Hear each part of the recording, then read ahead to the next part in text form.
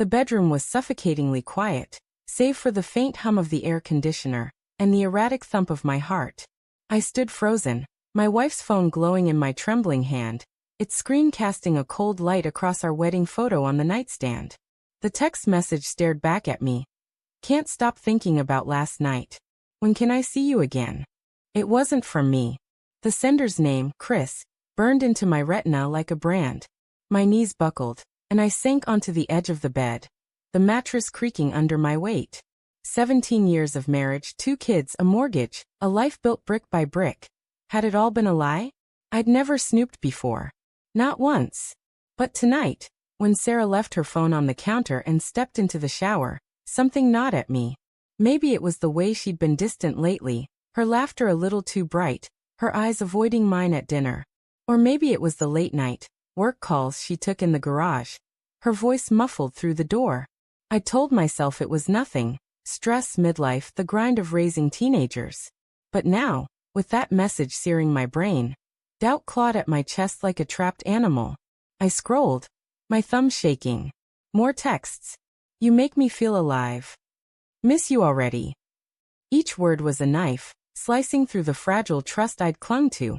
I wanted to scream, to hurl the phone against the wall, but I couldn't move. The shower stopped. The bathroom door creaked open, and Sarah emerged, towel-wrapped, her dark hair dripping onto the hardwood. She froze when she saw me, her phone still in my hand. Mark, what are you doing? Her voice was sharp, but there was something else, fear, maybe guilt, flickering in her hazel eyes. I held up the phone, my voice barely a whisper. Who's Chris? Her face drained of color, and for a moment, the world held its breath. She opened her mouth, closed it, then forced a laugh that sounded like breaking glass. Chris? From work. It's nothing, just team stuff. Why are you looking at my phone? She reached for it, but I pulled back, my pulse hammering. Team stuff, I said, my voice rising despite myself. This doesn't sound like team stuff, Sarah. Can't stop thinking about last night? What the hell does that mean? She crossed her arms, her towel slipping slightly, revealing the familiar curve of her shoulder. You're overreacting. It's just a misunderstanding. Give me the phone, Mark. But I couldn't. Not yet. The kids' faces flashed in my mind. Ellie's braces-filled grin, Jack's quiet smirk. Were they even mine? The thought hit me like a freight train, irrational but unstoppable. I'd always trusted Sarah implicitly, her warmth, her steadiness. But now, every memory felt tainted.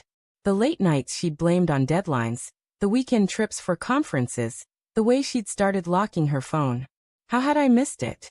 Tell me the truth, I said, my voice cracking. Are you sleeping with him? Her eyes widened, then narrowed. How dare you? She snapped, but her hands trembled as she tightened the towel. After everything we've been through, you think I'd do that? Then explain this. I shoved the phone toward her, the screen still glowing with betrayal. She didn't look at it. Instead, she turned away, her shoulders hunching as if shielding herself from the accusation. The silence was unbearable. I wanted her to fight back, to prove me wrong, to laugh it off as a cruel joke. But she didn't. She just stood there, her back to me, the drip of water from her hair marking time like a metronome. My mind raced, replaying every moment of doubt I'd buried. The way she'd smiled at her phone during dinner last week, the faint scent of unfamiliar cologne on her scarf, the way she'd stopped saying, I love you first. Sarah, I said, softer now, pleading. Just tell me. Whatever it is, I need to know. She turned slowly, her eyes glistening with unshed tears. It's not what you think, she whispered. Chris, he's just a friend. Someone I talk to. Work's been hell, and you've been so distant, Mark. I needed someone. Needed someone?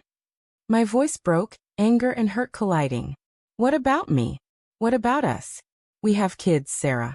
A family. And you're texting some guy about last night.